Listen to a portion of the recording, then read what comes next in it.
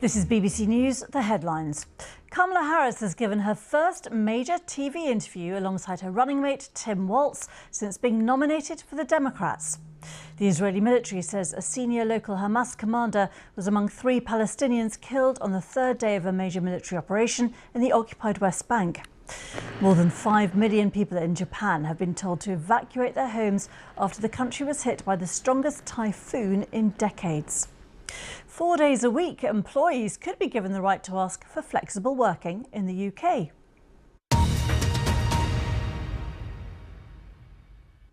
Hello, I'm Geeta Gurumuthy. Thanks for being with us. Well, much of Japan continues to be battered by strong winds and torrential rain after Typhoon Shansan made landfall on the island of Kyushu on Thursday. It is the strongest typhoon to hit the country in almost 65 years. It's been now downgraded to a tropical storm. At least 4 people have been killed and up to 5 million have been ordered to leave their homes. The storm is expected to hit Tokyo this weekend. Jean Mackenzie reports. It's a typhoon like nothing the people on this southern island of Kyushu have ever seen before. The strongest to hit Japan in decades, bringing devastating damage. The rains started lashing Japan before the typhoon even hit, and have kept coming. Some parts have had more than 2 months of rain in just 72 hours, leading to fears that rivers could overflow. Millions have been put on standby to leave their homes because of the risk of landslides. 3 family members died when their house was swept away by a landslide. With widespread power cuts, people are struggling in Japan's hot and humid summer. Some of the wind has been knocked out of the storm since it hit. But what's making this typhoon so unique and so dangerous is how slowly it's moving, crawling up the country, dumping vast amounts of rain in one place. It's expected to hit Tokyo this weekend, but at this pace, its path is proving nearly impossible to predict. Jean Mackenzie, BBC News in Asia. Now, the Israeli military says a senior local Hamas commander was amongst 3 Palestinians killed on the third day of a major Israeli operation in the occupied West Bank. Eyewitnesses say Israeli undercover forces attempted to detain a man in a village near Jenin. When they tried to flee, their car was struck by an Israeli drone. Israeli forces are now thought to have withdrawn from the city of Tulkarm, where 5 Palestinians were killed on Thursday. Well, I'm joined by Sharon Haskell, a member of the Israeli Parliament, the Knesset, for the National Unity Party. Thank you very much for being with us today. Do you support the government's operation in the West Bank? Because you will have seen leaders from the UN, from other countries have expressed concern at the escalation in the region. Well, the IDF is protecting and defending our children, our citizens. These operations are operations to eliminate terror cells, violent cells of Hamas. Today, that was one of the heads of the terror cells of Hamas in Jenin that was eliminated. The 2 that were with him were actually from the Islamic Jihad and from the Fatah, which is tied to the Palestinian Authority. It means that ever since, I think it was 2 days ago, when Khalid Mashal, who is a senior Hamas leader, who called out for everybody in Hamas, in Judea and Samaria, the West Bank, to go out on and act and commit acts of terrorism, of murder, of suicide attacks, suicide bombings. So right now we are on the guard and are trying to eliminate that threat for our communities, for our children. Can I just put to you a statement from the British Foreign Office, which says the UK is deeply concerned by the ongoing IDF military operation in the occupied West Bank. We recognise Israel's need to defend itself against security threats, but we're deeply worried by the methods Israel's employed and by reports of civilian casualties and the destruction of civilian infrastructure. Now, the UK is obviously a long-standing ally and political supporter of Israel, but you know, the British government is expressing its concerns today. So, look, here in Israel, we are fighting a multi-front war against Iran. Iran is sending its tentacles from all around, from Lebanon, from Yemen, from Iraq, from Syria, and is trying to ignite this violence from within as well, including Judea and Samaria. We expect our allies, our friends, to stand beside us when we are actually fighting on our survival. This is our second independence war. And you know that if Hamas wouldn't have opened this murderous, most violent attack that Israel has actually ever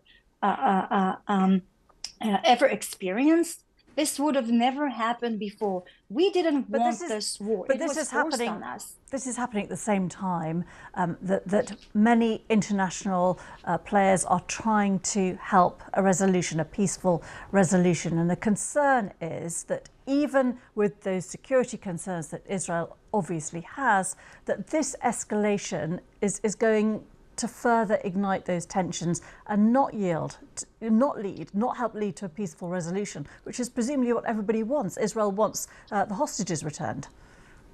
Absolutely, Geeta. I mean, don't forget, a ceasefire will be possible when all of our hostages are back. We have more than 100 brothers and sisters and parents and babies and grandparents who are being held in the dungeons of torture of Hamas, being abused, being sexually abused, being starved. We have released one of the prisoners, a Muslim Israeli hostage that Hamas kept for 10 months. He returned 25 kilos less. He said there was no food, they were abusing him. I mean, any other country would have never stopped looking for their family members, for their community, for 100 hostages, and will not stop until they will be returned. I mean, this is what any country would have done, and this is what we are doing here in Israel. Sharon Haskell, and obviously, I'm so sorry, if you don't mind, we'll have to leave it there. But thank you very much indeed for being with us, and we do appreciate your time today. Thank you. Thank you very much. Now, a Ukrainian pilot has died after one of the F-16 warplanes that Ukraine received from its Western partners crashed. That's according to Ukraine's Army General Staff. His name was Alexei Mez. He had the call sign Moonfish, and he was one of the first few Ukrainian pilots trained to fly advanced fighter jets. The fighter jet went down on Monday during a major Russian missile and drone attack. The Ukrainian Defence Forces don't believe that pilot error was behind the incident. I'm joined by Daria Kalenyuk, who was lobbying F-16s to be given to Ukraine and also knew the pilot who lost his life. Thank you for being with us. Just first of all, obviously, our condolences to those who knew him. I know this has had a lot of attention amongst Ukrainians. Just tell us about the pilot, first of all. Well, Moonfish was a young but very talented pilot. He was one of the first F-16 pilots trained to operate new platforms. He was very experienced combat pilot using old Soviet jets like MiG-29. And during this Monday operation, when Russia fired at us 236 air targets, he managed in one flight to shut down 3 missiles and 1 Shahid drone. And considering that this is probably the largest in scale air raid, which was done not even during this war, but in the history of any wars, no one had such an experience of operating F-16s under such pressure and being so successful. So we are hearing that the jet exploded in the sky, and Ukrainian authorities are doing the investigation. So we'll see after the results of the investigation what was the exact reason. But we know that he deserves to be a hero of Ukraine. And he really, with his life, helped to save definitely many civilians from these Russian deadly missiles. So his loss is obviously being very keenly felt. You also, as well as the pilot, have campaigned very hard for Ukraine to get these F-16s, and quite a few have been pledged now by NATO allies. How much of a difference do they make, and you know, how significant is it that, you know, to have lost that plane and that capacity too? These jets showed their effectiveness in patrolling our skies already. We don't have many of them, and their avionics they have still could and should be improved. I hope it's going to be done. Also, the amount of jets must be scaled up, and there is desire of the Ukrainian president to invite foreign pilots, as there are some limitations of how many Ukrainian pilots could be trained in a fast track. So I think that would be the best way how to significantly speed up the F-16s program in Ukraine by inviting resigned foreign pilots who are able to work on the ground in Ukraine. And that's the way how to patrol our skies. And with 5 or 6 or 10 jets, it's hard to do effectively. Mm-hmm. So what I'm hearing from our pilots is that this squadron is what is a must-have to be really extremely effective.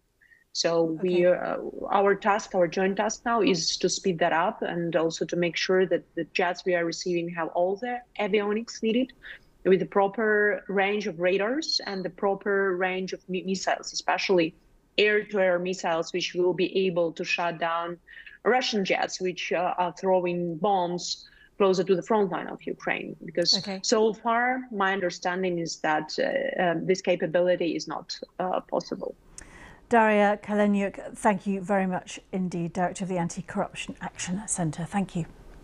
Thank you. Here in the UK, employees could be given the right to ask to work a 4-day week under government plans to encourage flexible working. It wouldn't mean less work or less pay, because staff would be expected to work longer days to reach their total number of weekly hours.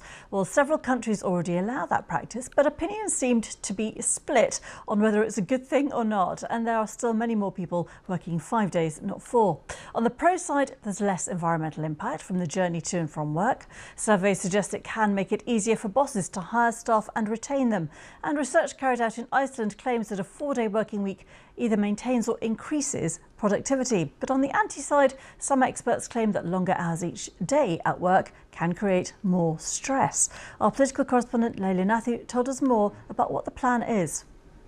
What we're talking about here in the UK is proposals from the Labour government to strengthen workers' rights. And among this big set of proposals that have been in the works for some time is the idea that employees would be able to request flexible working in all of its forms, including this idea of compressed hours, so working a full-time 5-day week in 4 days. And they would have that right from the start of their employment. Now, currently employees can do that, and then it's up to the employer to grant it. Labour wants to essentially introduce that right for employees for as soon as they start their job, but are insisting that no one would be compelled to do it. So it's part of a political row, I think, the story today that we're going to be seeing a lot more of when Parliament here returns next week. The Tories are going on the attack of these proposals, framing it as businesses versus the trade unions, saying that these are anti-business, anti-growth proposals. This is something that they have been talking about for some time.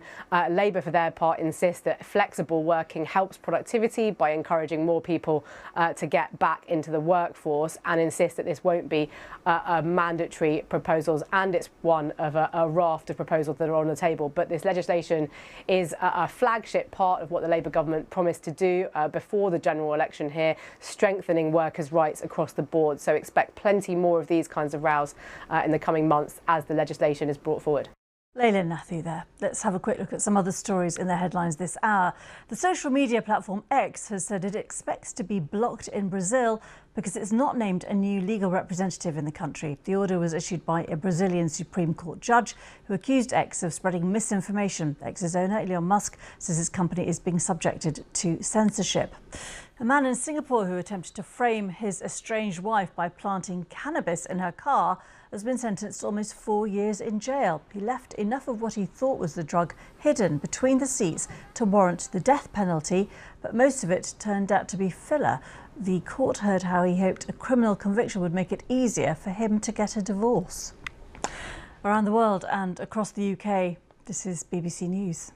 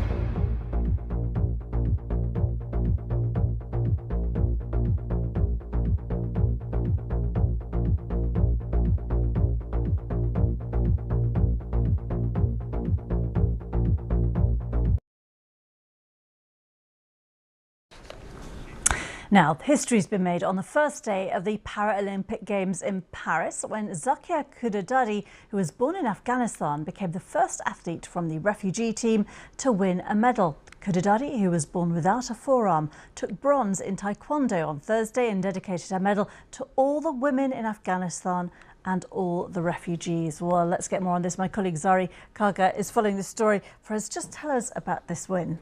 Yes, it was a historic win for Zakia Kudadadi, who is 25 years old.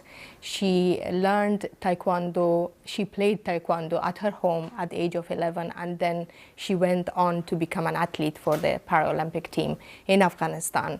And then she did compete in the 2021 Tokyo Paralympic Games, that was when the Taliban took power in Afghanistan and all sports were banned for women. So she was evacuated to France as a refugee, and since then she has been training in France with French coaches as a Paralympic athlete, and she defeated her Turkish counterpart last night. And I watched the moment of her win when she throws her helmet away, her mouthpiece away, and it was just an absolute moment of joy for many Afghans and many Afghan women who watched her win, and many refugees, I guess, around the world. And what is the reaction online that you can see? Because it comes at a particular moment again for Afghanistan. Exactly. As you say, it comes at a moment where Taliban have announced a law that restricts many movements of women, voices of women in the country. And it has been a historic win for women in particularly. And they have gone on social media platforms to show reaction. Prominent women, I can name a few of them here. Farishta Abbasi, who is a prominent women's rights activist, she went on X and she wrote, "Zakia, you are the light and hope of Afghan women." And then she goes on to say, "Keep going, sister. We hear you, see you, and applaud you with tearful eyes." The account of Afghan women on social media has been quite emotional because, as you said, it comes at a heavy moment for them, a dark moment for Afghan women inside the country. Another prominent woman, Mariam Soleiman Khail, who used to be an MP, a member of parliament, she was also evacuated in 2021. She was not allowed to work there anymore. She writes, "I have tears in my eyes. This is what Afghan women can accomplish when they are given a chance." And other Afghan women, men have gone to social media to talk and to express their joy and also emotions about the win that Zakia brought for them. For example, one Afghan woman journalist who used to be a leading face of leading TVs in Afghanistan, Farahnas Frotan, who now lives in America, she says, "For the first time in Afghan history, a female athlete who escaped the Taliban has won a bronze medal tonight at the Paralympic Games." She means last night. And she says this medal is not bronze, it's gold for us, for Afghan women. So it has brought a total joy for women. But I also spoke to women inside the country. They are kind of waking up to the news because it happened last night. And one young woman told me that they're a bit afraid of expressing the joy that women in diaspora can at the moment, because a lot of restrictions are imposed on them by the Taliban. And just very quickly, how are the team training? Where are they, the Afghan refugee team? The Afghan refugee teams are everywhere. They're in Paris mostly. We have taekwondo players, we have other Paralympians who are training, but they are everywhere at the moment. As you can see, Afghans have gone around the world since 2021. It's an incredible story. Thank you for bringing that to us, Zari Koga. Thank you so much. Well, it is day 2 now of the Paralympic Games in Paris. Team GB got off to a great start on the first day of competition with medals in a number of different events, and they're currently sitting second in the medal table behind China. One of the sports keenly being watched is rowing, which starts today. To hear more about Team GB's chances, I'm joined by Louise Kingsley, British Rowing's Director of Performance. Thank you so much. Just tell us a little bit about the team and their success. Well, we've had 4 boats race on the Versaman Lake this morning. It's 10 athletes, and we've come away with 3 heat wins and 1 second place. So a very good morning for us, thank you. And just tell us about the training, the preparation, the expectations, because British rowing generally is in a very strong position, isn't it? It is. You know, there's a lot of hard work that goes on behind the scenes. You know, rowing is a power endurance sport, so it's not for those that don't like training. So it's early mornings, 3 sessions a day for many days. And yeah, lots of miles, lots of weights. So it's a big training program. We've been balancing our Paralympic squad have been based in the UK for the last 6 weeks. So they've been training there, but we do European camps as well, just to support our activity. And tell us about some of the names in the team that people will have seen and should be looking out for when they find out more about this. I mean, of the 10 athletes here, they've all got their own brilliant stories. I think, you know, highlights would probably be Lauren Rolls, who's in the PR2 mixed double scull. So her with her partner, Greg Stevenson, you know, they'll be contending. They've made it to the A finals, so they'll be contending for a podium spot on Sunday. Now, Lauren is a huge ambassador for sport, for disability sport, for gay rights. You know, she's just a phenomenal person as well as a phenomenal athlete. Greg's ex-military, so again another phenomenal person with an incredible story and a great performer. If we look to our PR3 Coxed 4, again some other fantastic athletes in there. You know, many of your viewers will have heard of Erin Kennedy, who's survived breast cancer and double mastectomy, and you know, she's very open about her story and her journey. So she's a reigning champion, and she's coming in here to try and do the double. Okay, I can keep going on. You know, Ben Pritchard in our men's single. I mean, again, you know, a phenomenal individual. You know, great story, great ambassador. Louise Kingsley, thank you so much. British Rowing's Director of Performance, really good to hear about that team. Thank you so much for being with us. You're welcome. Now, the New Zealand's Maori King has died at the age of 69. King Tuheti had been in hospital recovering from heart surgery. King Charles said he was profoundly saddened to hear the news. Mike Roberts is the Te Hu Maori editor at the New Zealand National Business Review, and he sent us this portrait of King Tuheti, a man that he had met many times. Look, he was a very humble man. I think he actually was a truck driver before he took the throne, as so to speak, as the Maori king when his mother died, and he was a very humble person who really was in touch with what was going on, and he came to prominence really in this past year or so when there'd been a lot of trouble between Māoridom and the coalition government with some of their proposals, and he had this wonderful way of unifying the nation. He put on Hui a Motu, which is basically a meeting for the nation. 10,000 people turned up to his home at Turanga Waiwai in January. I was there and was amazed to see just the kotahitanga, or the togetherness that he brought to that meeting. And that continued on throughout the year. he did ask me to speak at a function that he held at dinner, and I got it was a huge privilege to do so, and I got to spend some time with him and was really impressed with the person that he was. He used his role to bring Māori together at a time when they are facing some challenges.